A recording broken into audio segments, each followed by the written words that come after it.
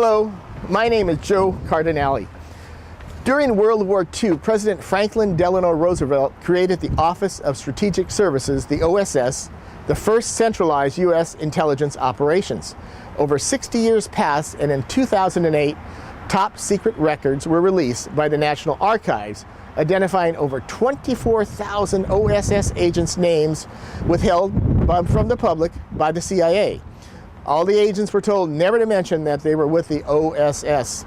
The OSS files presented details about former agents including Supreme Court Justice Arthur Goldberg, Major League catcher Mo Berg, actor Sterling Hayden, Chef Julia Childs, and my uncle, John Cardinalli. Here he is now, able to tell his fascinating story as an OSS agent during World War II.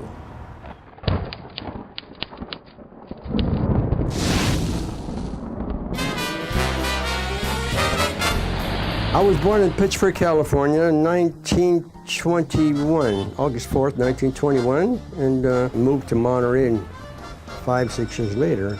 At that time, we were a family of 11. My younger sister was born in Monterey, Josephine. I remember when my mom and my sister Sue looking for a house for us to live in. Houses were scarce for a family this large. So we found a house at the Monterey Colton building there on Pierce Street, right at the end, next to Colton Hall. And he asked my sister, how many are in the family? I believe my sister told, we're 5 plus a mother and father. Okay, that's fine. As soon as we rented the house, moved in, this whole gang went in there. we were about 7 or 8. But anyway, we all moved in. Nothing was said, everything went fine. Then I got married. In fact, I eloped. And the war broke out. It's December 7th, when Pearl Harbor was bombed, and I got married December 12th. And my father-in-law didn't speak to me for 6 months because I eloped his daughter. And we had gone to Reno and came back. He still wouldn't speak to me. I moved to my mother's house on Monroe Street. She had moved out because the government had moved him out on being an Italian alien. That was in 42, early part of 42. Yeah. And she went to Robles del Rio, inside of Carmel Valley, I don't know, about 20, 30 miles inland. And I was drafted.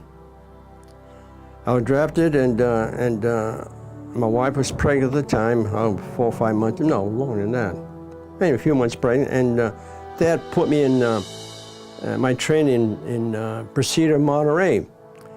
So I took my training there, and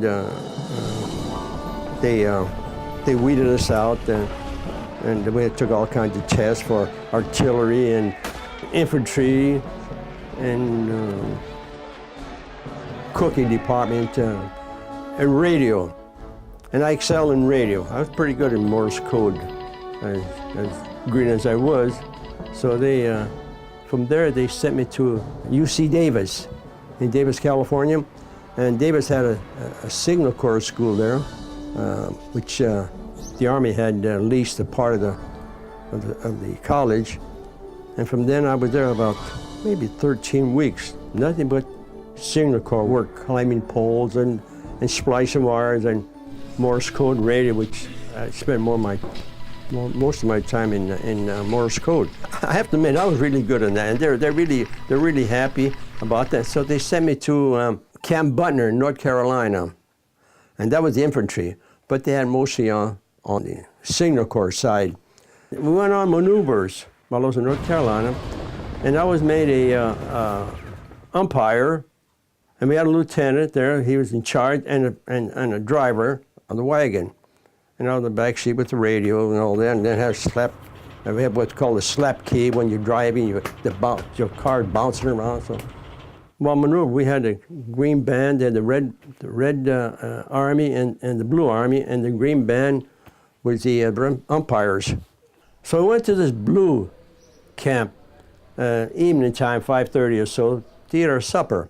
We had canteens, we weren't sitting down in chairs like the officers and all that, with dishes. As I'm coming out, this big tent, enormous tent. Right outside the tent, there's a big sign. I imagine the sign must be, 5 by 5, posted alongside the opening of the tent, the officer's tent there. And it says, wanted men for hazardous duty, OSS, we prefer foreign speaking language, and new to operate radio, that means Morse code. And that was it, sign and all that. So anyway, I thought about it, At that time in North Carolina, it was kind of snowy and cold. I don't want to get out of there anyway. So I went back in the tent. The officer there, OSS officer, so I applied, filled out application, and took off maneuvering.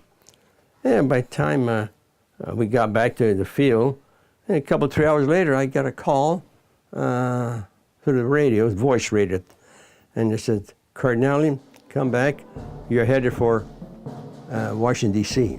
I went to the bus station, presented this ticket, this note that Major assigned, and they had my tickets ready. From then, I went to OSS in Washington, D.C. When I entered Washington, D.C., the driver picked me up at the bus station. They knew when I was coming. So from there, the driver told me, sit in this room. It was like a desk, by myself.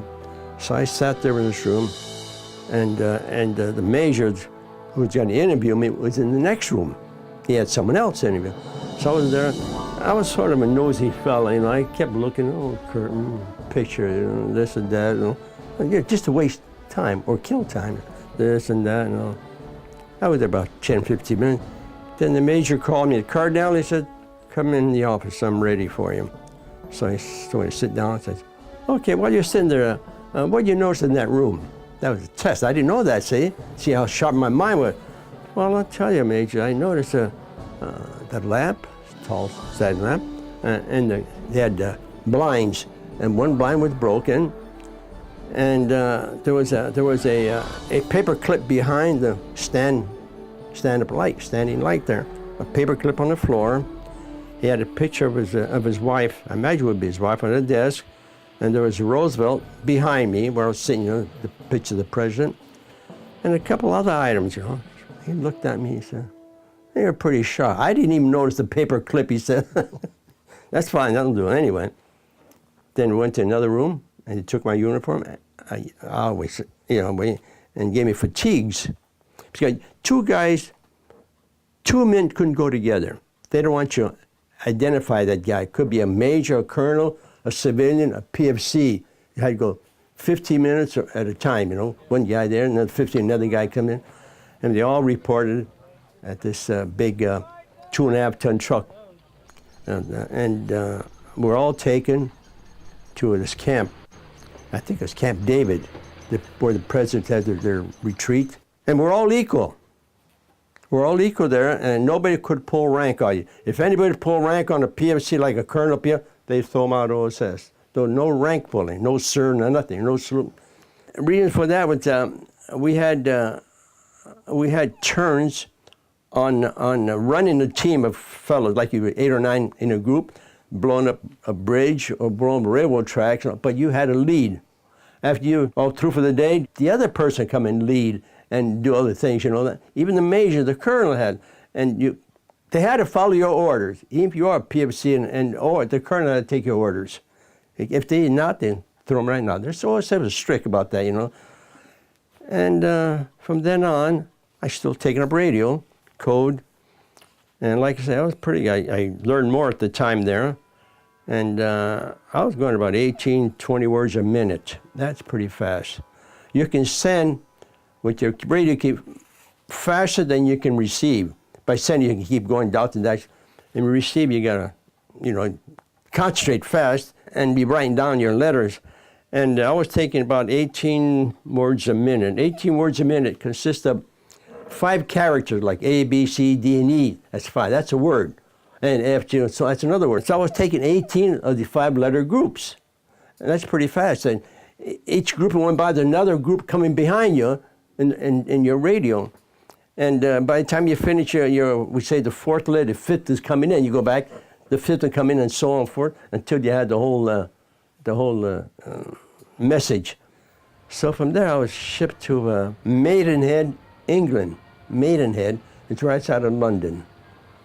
And they had a big mansion, OSS took over.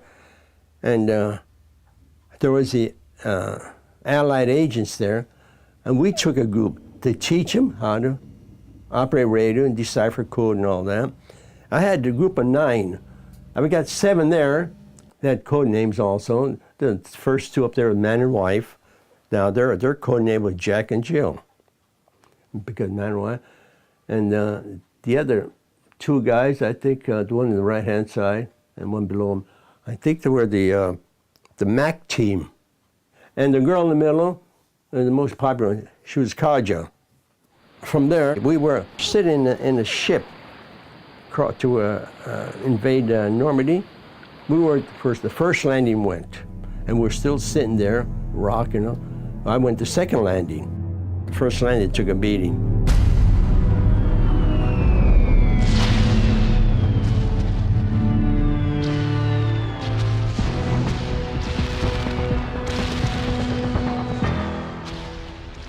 And I think that landing, the Normandy landing, was run by OSS agents.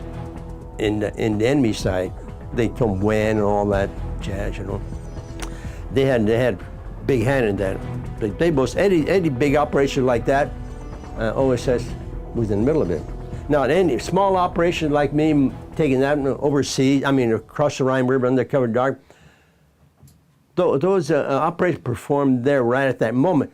Pentagon didn't know anything was going on there, but that's small stuff, but important, but small, nothing big like a Normandy landing and things like that, And Pentagon didn't know half of what was going on, to tell you the truth. But if they needed information of the other side and all that, they say, well, send us a couple of agents. And that was it. First mission was in Holland, the Rhine River. This underground resistance fighter, I think his name was the Dutchman. He had about approximately 150 fighters under him, resistance fighters, and he was in Holland at the time, see, and we were in our side across the Rhine River. Now he had radioed to OSS there that he needed approximately 200 automatic weapons. He didn't want rifles, plus automatic weapons. We call them grease guns. Like a machine gun? Yeah, it's cheap made, but dangerous. The handle would fold in, and they had big clips of that. You clip in there, you fast release and all that, and put another in, and the handle would just come out on the armpit. And we call them grease guns. What they call them guns? Stern guns, I think. Stem was stern guns, automatic. England made them, but we call them grease guns. Look like a grease gun, They're cheap model, nothing fancy, but they're good. And he wanted 200 grease guns, plus a clip in each gun, already there, loaded and all that, plus ammunition boxes to use in these grease guns. And he wanted blankets. Now this guy had rated it in, see? He wanted blankets. He wanted food rations, like K rations or C rations. Well, K rations were dry stuff, looking like Cracker Jack box, but much bigger and thicker, and had a wrapping of wax material. Where if it's soaked in water, it wouldn't harm the food in there. And they had C ration, which liquid, that stew in there, and beans and all that. They wanted airdrop. They had pinpointed a spot there in Holland to make that airdrop. Now, the colonel gave us this information. He said, well, maybe this is false information. Maybe enemy wanted this, enemy wanted that, So anyway, that 2 weeks go by. That time we had decided, headquarters wanted a couple agents to go, I think it was 2 guys up in front, the right hand side, to go inland, around the Rhine River there, across the border of Holland and Germany. And they wanted to go beyond Berlin. This resistance leader, we had arranged that we're coming over, okay? And he was on one side of the Rhine, and we were on the American side. It was a dark night, so right around 1 o'clock or so in the morning, I rode across the Rhine River under cover of darkness, and the resistance guy was on his side with a flashlight. He could turn it on and off. I can see the light quite a ways, you know. But he had to cover it so it wouldn't spread out, just straight beam. Anyway, it took me quite a while, but it looked like forever.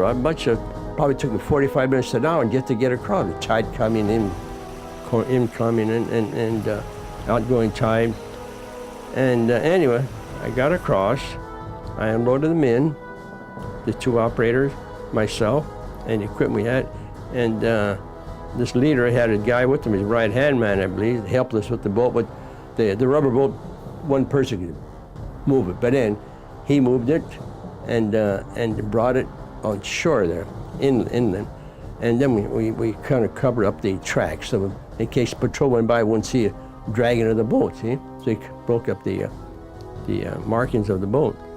Anyway, went to the first windmill. We put the boat there. They hung up one end, the other one end toward the sea, the one on the ground. And the windmill was full of hay or straw. So we got the straw and threw it on the boat as if it's been sitting there and not being used. And the two oars, we slid it underneath the hay against the wall, against the back wall.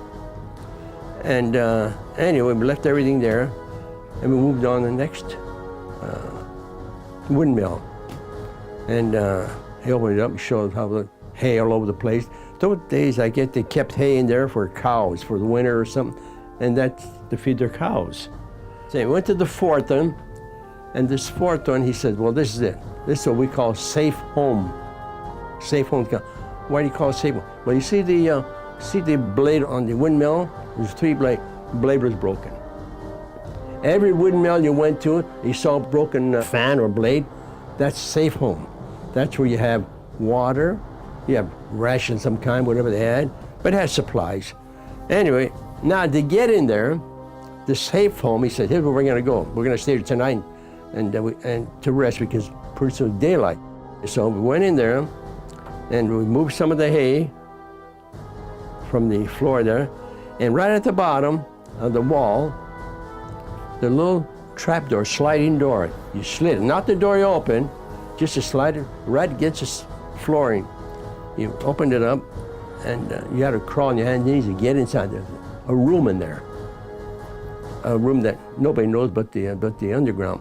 And in that room, they had blankets, and the walls were covered with blankets. So because the windmill, when they join their boards together, you can see cracks in them. And this was all covered with blankets, solid black in there as far as darkness. And then you can turn the light on or flashlight or all that. And anyway, we all got in there and slammed the door. But before the guy slid the door shut, he had a string tied up to the hay that was standing, you know. He pulled it. Before he got in there, he kind of roughed up the straw. He pulled this pile of hay up against the sliding door so they wouldn't see it. First thing he says, where's my supplies?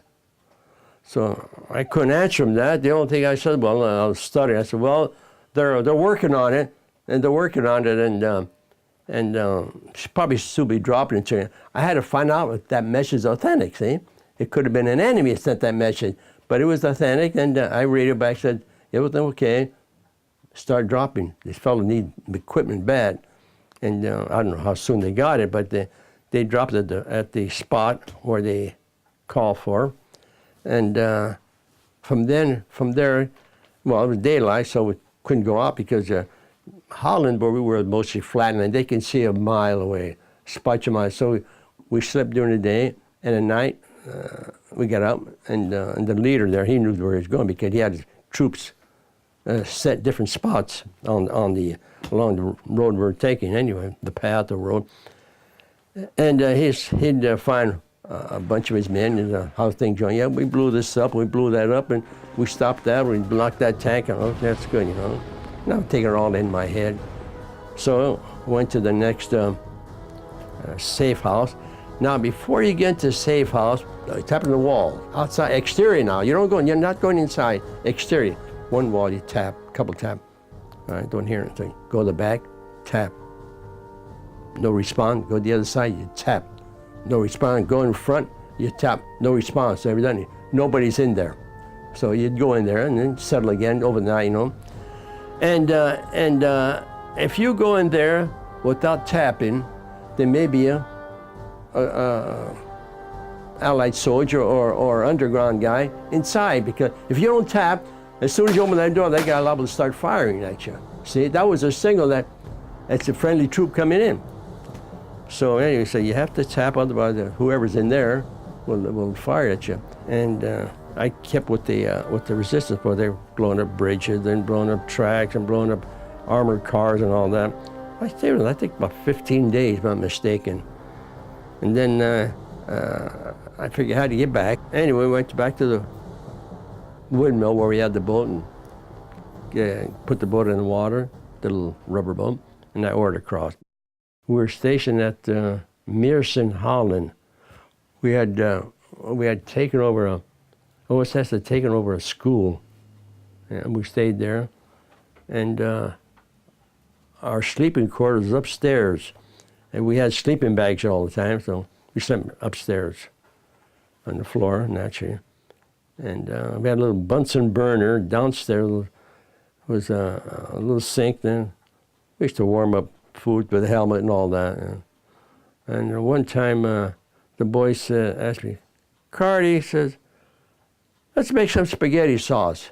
I said, where the heck am I going to get sauce, He said, oh, we'll find some. Oh, come on, get some and all that. Anyway, the guy brought ketchup. Bottles of ketchup. I don't know where he got them at. And no garlic. They brought a bunch of onions. And a guy had spaghetti, by God. He got it from one of the field kitchens. And me and my buddy of mine, he was a sergeant also, both sergeants, we made spaghetti sauce. I throw all kinds of water in the ketchup. I put a little sugar in there. We had a package of sugar. And made some. Oh, John, he said, that's the best sauce we ever had. So we had spaghetti sauce. I just threw everything together. That was a riot. Then the war went on, and from there, after these boys were in enemy territory, brought some back, sent some good information. Then later on, about a couple months later, went up, American troops coming up closer to Berlin. Then there was a bridge called Remagen, and the Americans were on one side, and the other side of the bridge was Germans. Now, the Germans wanted to blow the bridge up, I believe, yeah. So the Americans would cross it, see? They wanted to build a bridge. But the crazy German, they had about 50,000 troops on our side. If they had to come back, they couldn't go across here. They're trapped there. They're all dead. They would be trapped, So anyway, they didn't care. They want the Americans to go across. Anyway, they began to, I guess, set up with dynamite, the piers or whatnot. And that's when they needed information to see how strong the Germans were on the other bridge, on the other side of the bridge. That's the time I brought Kaja over. She got a room in this boarding house, I believe. And then she got acquainted with the major, German major. So she got acquainted with the major and all that. The information was coming in. It was coming in left and right. I couldn't believe the message that this guy was revealing to her. And then that's when the time when the Americans on our side took over Remagen Bridge. And well, she sent a message saying that there was a couple of companies, a German soldier, I think about 3 tanks there, and automatic weapons and all that. And that's when the Americans figured, well, it was time to, take off. And it wasn't loaded with tanks. They only 2 or 3 tanks. And anyway, I guess they stormed it. I didn't see it. No, I guess they stormed because they went across. And about a week later, we get a message that Kaja got killed. Well, how the heck did he get killed? Well, she was riding in a Jeep with the driver, not in the main road. Main road is usually cleared with mines, just troops didn't go by, and tanks and vehicles. And she went the side road, was it cleared with mines yet? And she hit a mine because the Jeep hit a mine. probably blew her sky high. And that was the end of college. When you were over there, I know you have some items here. Could you tell us about your a knife and a gun and a few things, a dagger and that dagger sitting there? That's I would say it's a very important dagger. This is made by a captain by the name of Fairburn. He taught us in Washington, D.C. That's before I went overseas. I was on training then at the time. He'd get one at a time to try to take this knife away from him. Hand fight and take the knife away. It was my turn. So he had the knife. It was this knife, in fact, he had. I tried to take the knife away, and he kind of slashed me in my hand. Band-aid wound, okay? After I finished my trade with him, he knew we were all going overseas, after all, we all traded. And he called me, Cardinalli, he says, come here. I'm going to give you this knife. He said, I'm going to give you this knife that wounded you. I said, well, fine, I'll take it, and I took it throughout the war. It had a little strap, a 1-inch strap. I used to strap this, my pants leg, through the belt, underneath the pants leg. And none of my boys, I should say, not my boy, our group, the 20, had the knife. I was the only one. That knife, I think he only brought a few from England to demonstrate how to take a knife away from an attacker. He also taught us, in case you're walking in town, take a newspaper with you. Take a newspaper, that's a deadly weapon. So we asked him, well, what do you mean? How would a newspaper be a deadly weapon? So he got a newspaper, he rolled it up tight as you can, and hold in the middle, right in the middle, and you can hit a guy in the heart and the stomach, you knock him out, or kill him. You understand what I mean? But you have to roll the paper tight now, and it's like a knife. It won't go through you, but say, it'll kill you by knocking the wind out of you, and it could actually kill you, he said. So you've had a great life, a great family, started from a great family of fishermen, and I know you have your children and grandchildren, great-grandchildren, and you went to war, and you were a secret agent, my uncle, the secret agent. So from all your experience, what kind of advice would you want to give your grandchildren and people out there today? Because you have 90 years young. Is there some words of wisdom, Cardinalli words of wisdom that you'd like to leave us with? Well, I'll tell you, if the chance to get into a Secret Service and tell them, go after it. Go after it, nothing else. That's dangerous, but it was a good job. We had first class everything. You were 22 years old, you didn't fear anything when you're 22. Not like today, I'm 90 years old. If I hear a pin drop, I jump like a rabbit. But those days, 22 years old, you can face anything and anybody.